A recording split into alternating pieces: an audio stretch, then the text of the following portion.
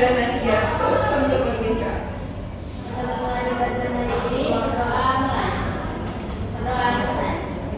Terima kasih Nadia. Apakah ada yang tidak hadir hari ini? Ada. Siapa? Nana. Nana itu siapa? Meliana.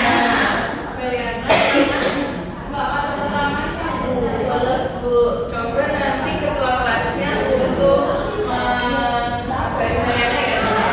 Jadi untuk memberikan info kenapa hari ini tidak hadir gitu ya. Oke. Lanjut. Sesuai pertemuan kemarin, hari ini kita akan belajar tentang krisis energi. Tapi sebelum itu kita pemanasan dulu. Nah, minggu lalu atau pertemuan yang sebelumnya kita sudah belajar tentang apa? Ada yang masih ingat? Krisis energi. Tentang krisis energi, ya betul. Jadi sekarang Ibu mau pendapat kalian bagaimana konsep dari krisis energi itu sesuai dengan yang kalian pahami. Saya. Oke, silakan aja. Krisis energi itu berkurangnya jumlah energi, sedangkan kalau jumlah konsumsi energi itu terus meningkat dengan aktivitas sehari-hari. Iya betul. Jadi selama kita beraktivitas sehari-hari itu aktivitas kita sangat membutuhkan energi. Nah, jika sumber energinya itu sudah tidak ada atau habis stoknya, maka akibatnya apa kepada aktivitas kita sehari-hari akan terganggu. Nah, dari aktivitas kita yang terganggu itu, misalnya saja kayak di pom bensin. Kalau sehari saja pom bensin itu tidak ada stok bensinnya, maka kita tidak bisa bepergian jarak jauh dalam menggunakan kendaraan kita, atau bahkan kita tidak bisa sampai di sekolah ini dengan menggunakan kendaraan kita seperti itu. Nah, karena Nazam hari ini sudah menjawab pertanyaan rumah dari Ibu, akan mendapatkan bintang. Jadi untuk teman-teman yang lainnya, silakan berlomba untuk mendapatkan bintang dari Ibu sebanyak-banyaknya, karena bintang itu tadi yang diberikan ke Nazam akan Ibu tukarkan dengan nilai keaktifan kalian di sesi akhir nanti. Oke, lanjut. Kemudian jika sumber energinya itu sudah langka atau sudah tidak ada lagi stoknya, bagaimana pengaruhnya terhadap proses transformasi dari bahan pangannya itu sendiri? Terganggu, proses transportasinya akan terganggu. Nah, iya betul.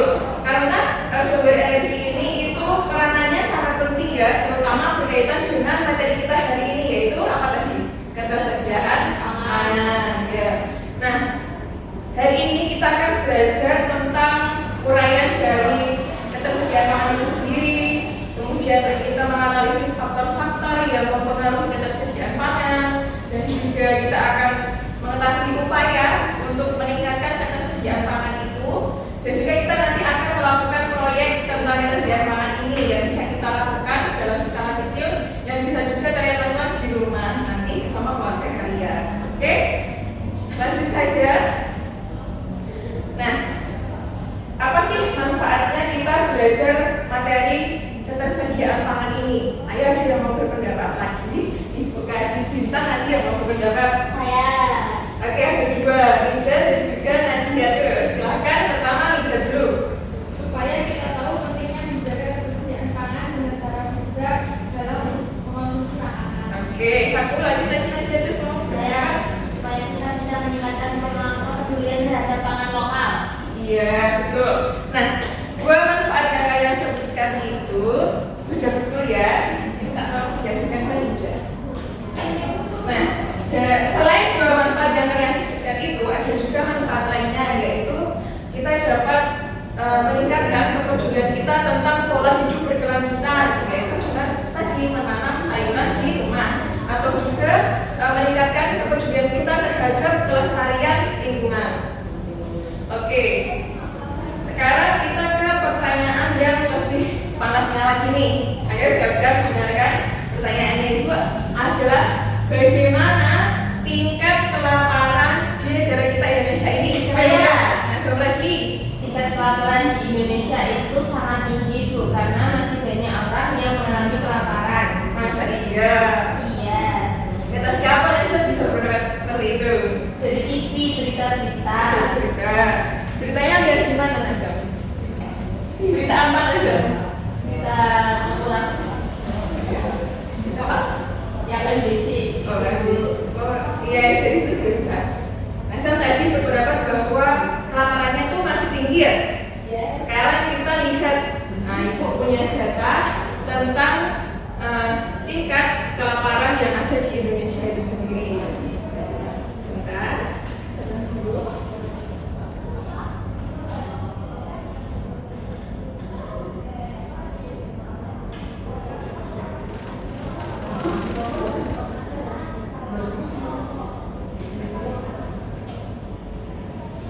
Nah, dari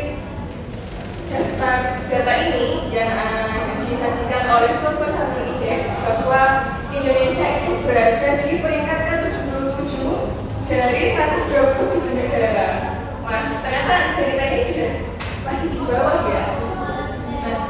Nah, dari data ini di peringkat 77 dari 170 negara yang memiliki tingkat kelaparan global, Indonesia masih di tingkat yang sedang. Oke, dari data ini siapa yang mau berpendapat atau memberikan terjemahannya terkait data-data dari sini dulu deh, yang ini, yang atas ini. Siapa yang mau mencoba? Dan atas saya. Dari data itu, Indonesia itu memiliki skor 16,9 dalam indeks kelaparan global tahun 2024. Nah, skor ini tuh termasuk masih stabil. Sejajarnya sesuai yang disajikan di sini ya, Indonesia sesuai tentangnya ini berada di warna hijau yang menunjukkan bahwa tingkat kelaparannya itu di tingkat sedang dengan nilai skor 16,9. Kemudian ada lagi nggak yang mau menjelaskan tentang ini di bawah ini? Oke, silakan. Nah, Saya mencoba Bu yang BHI. ya. Skor tren for Indonesia itu dari grafik tersebut, Indonesia mengalami penurunan skor indeks kelaparan global dari tahun 2000 hingga 2024. Walaupun pada tahun 2008 sempat mengalami kenaikan dari tahun sebelumnya. Iya betul. Di sini bisa kita lihat ya.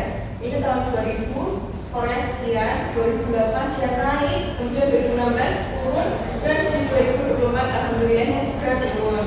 Nah kemudian bagaimana dengan keterangan dari ini warnanya ini dua ya warnanya kuning ya sedang yang sini warnanya dua-duanya hijau. Bagaimana keterangan terkait tingkat kelaparannya Nadia? Warna kuning menunjukkan tingkat kelaparan yang sedang, sedangkan yang warna hijau menunjukkan tingkat yang lebih rendah. Ya berarti di tahun 2024 ini tingkatnya sudah rendah.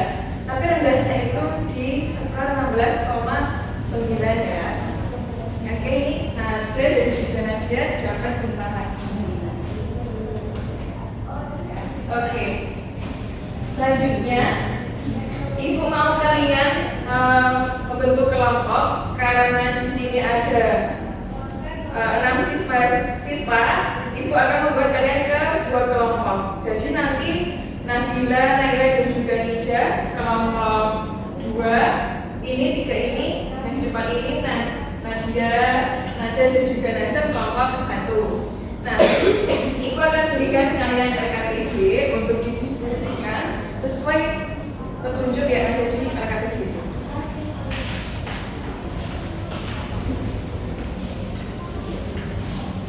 Oke, kita kembali lagi ke sini. Dari data ini yang disajikan dari Global Hunger Index Indonesia tahun 2024, bagaimana posisi negara kita Indonesia dengan negara lainnya, misalnya negara Malaysia dan juga Thailand? Di atasnya. Coba dijelaskan Naila bagaimana posisi Indonesia dari 2 negara tersebut. Kalau Malaysia 12,7, kalau Indonesia lebih tinggi, yakni 16,9. Sedangkan di Thailandnya Thailand 10,1 ya. Ya jadi kita lihat di sini Indonesia di sini ya dengan skor 16,9, sedangkan Malaysianya sini lebih rendah daripada Indonesia dengan skor 12,7 dan Thailand lebih di bawahnya lagi dengan skor 10,1. Jadi 2 negara ini yaitu Malaysia dan juga Thailand yang kita ambil contoh itu menunjukkan bahwa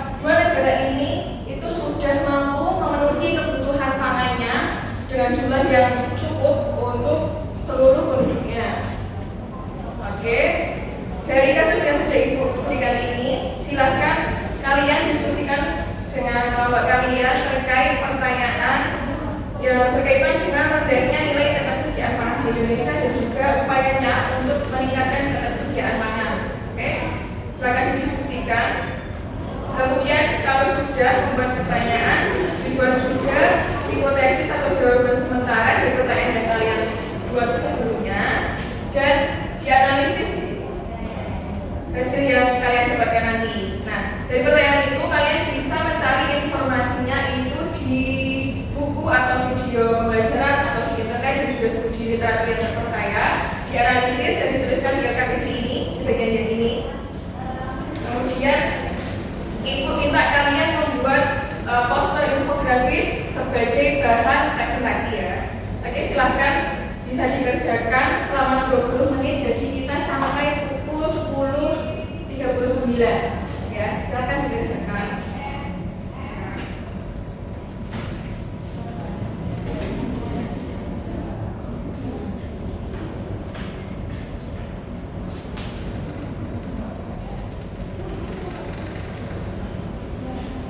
Oke, baik anak-anak, karena waktu diskusinya sudah selesai, sekarang kita kembali ke pembelajaran lagi. Diperhatikan ya, di sini Ibu sudah siapkan alat-alat untuk kita melakukan percobaan tentang upayanya tadi untuk meningkatkan ketersediaan pangan. Di situ sudah Ibu sajikan juga untuk masing-masing kelompok melakukan juga. Jadi di sini ada alat-alat sederhana yang bisa kita temukan juga di rumah. Jadi nanti kalian di rumah bisa melakukan juga dengan percobaan ini. Jadi kita akan melakukan percobaan hidroponik sederhana dengan sayuran yaitu kangkung dan apa ini? Sawi caisir. Oke, diperhatikan ya. Jadi langkah pertama sesuai di petunjuknya di mana itu? Yang pertama disiapkan alat bahannya sudah. Kemudian ya, isi baskom dengan air. Ini kan baskomnya ada dua, yang satu jaring-jaring, yang satu untuk isi airnya. Jadi dipasang seperti ini sampai diisi air sampai airnya menyentuh jaring-jaringnya ini, baskom yang jaring. Untuk apa? Nanti saat kalian menaruh kapasnya itu supaya kapasnya basah. Oke, bisa dilanjutkan langkah selanjutnya, menaruh kapas di atas ini baskom jaring secara merata. Gak usah rapat aja ya, Pak. Secara merata dan rapat ya, supaya gak dicelah nanti di sini turun.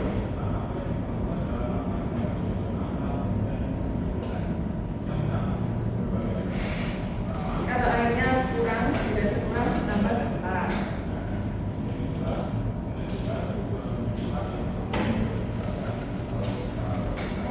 Kalau berdua juga melakukan ya, sama seperti di langkah petunjuk di LKPD. Oke, kapasnya sudah basah. Langkah selanjutnya yaitu apa?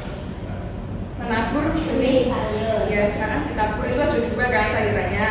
Silahkan dipilih mau kangkung semua atau sawi semua, terserah, mau separuh juga boleh. Oke, separuh sawi, separuh kangkung. Disebar secara merata ya.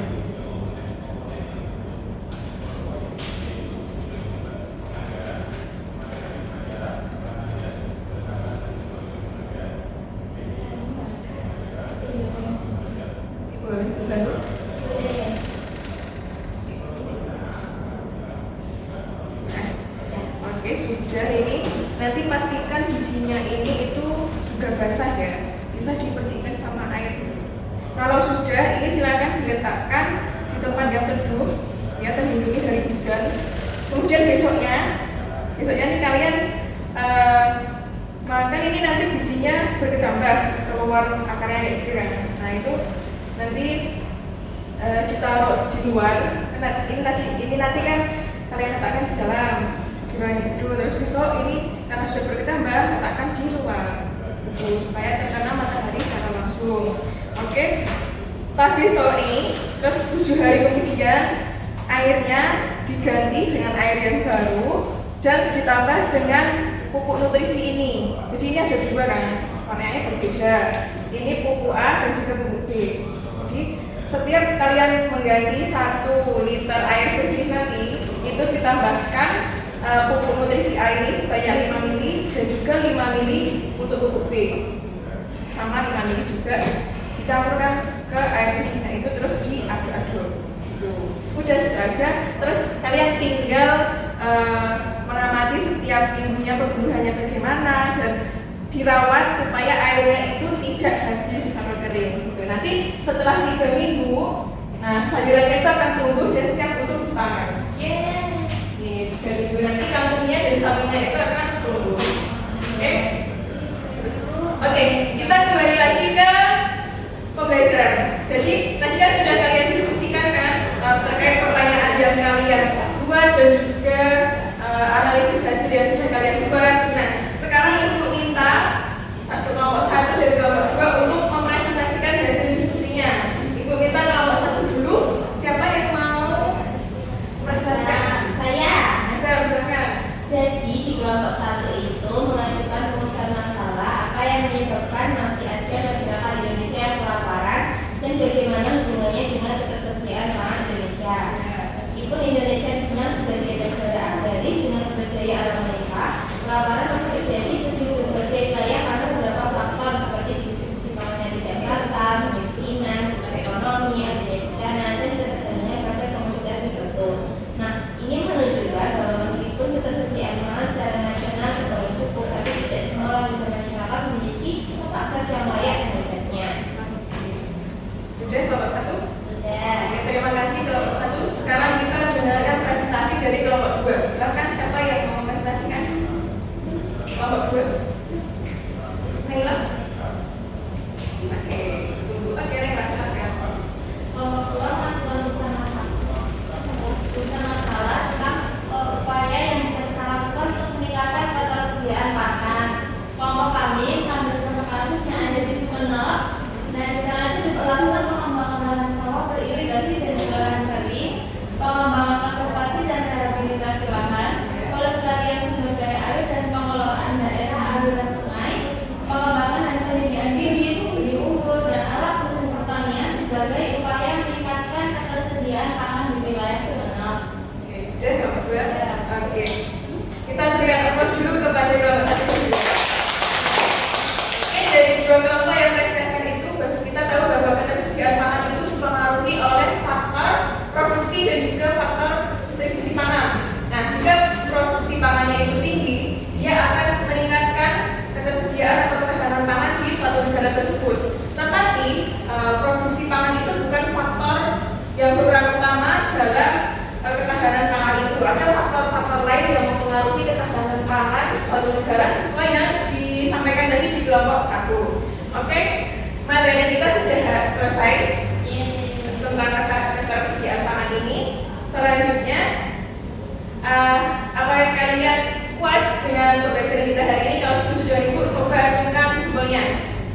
Oke, terima kasih. Nah, oke, sebelum ibu tutup, ibu ada beberapa pertanyaan. Coba nanti silakan kalian jawab. Tadi yang belum mendapatkan bintang ya, ayo silakan ini kesempatan terakhir untuk kalian mendapatkan bintang. Pertanyaan yang pertama, siap-siap. Apa itu ketersediaan pangan? Saya. Nasem. Ketersediaan pangan adalah kondisi suatu negara yang mampu memenuhi kebutuhan pangan dalam jumlah yang mencukupi untuk seluruh penduduknya. Siap, terus bintang 1 untuk Nasem lagi. Pertanyaan yang kedua, faktor apa yang mempengaruhi belum pernah? Pertanyaannya belum. Kalian juga diulangi. Faktor apa yang mempengaruhi ketersediaan pangan suatu negara? 1. Oke, Pak. Faktornya ada banyak, Bu. Yang pertamanya ada distribusi pangan yang tak merata, krisis ekonomi dan bencana alam, terus kemiskinan, sama ketergantungan pada komoditas tertentu. Oke, betul. Bentar lagi. Pertanyaan terakhir nih, upaya apa yang bisa kita lakukan untuk skala rumahan terkait upaya peningkatan ketersediaan? Ulang. Oke, itu yang ketiga nanti rebutan ya. Siapa yang duluan? 1, 2, 3. Naila.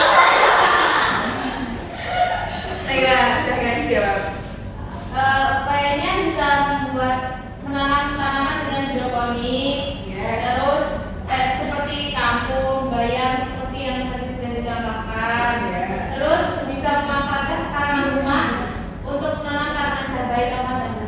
ya. Tuh.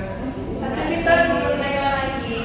Oke, karena pembelajaran hari ini sudah selesai, Ibu cukupkan ya. Karena ini merupakan materi kita terakhir, jadi siap untuk ujian akhir ya. Dipersiapkan untuk ujian akhirnya. Semoga nanti ketika kalian mengerjakan soalnya diberikan kelancaran dan juga diberikan hasil yang sepadan dengan usaha kalian. Oke? Dan nanti kita awali dengan berdoa. Kita tutup juga dengan berdoa. Silahkan nanti kita tutup dengan berdoa. Mengakhiri pembelajaran hari ini, berdoa mulai. Berdoa selesai. Oke, terima kasih untuk hari ini anak-anak. Ibu cukupkan. Wassalamualaikum warahmatullahi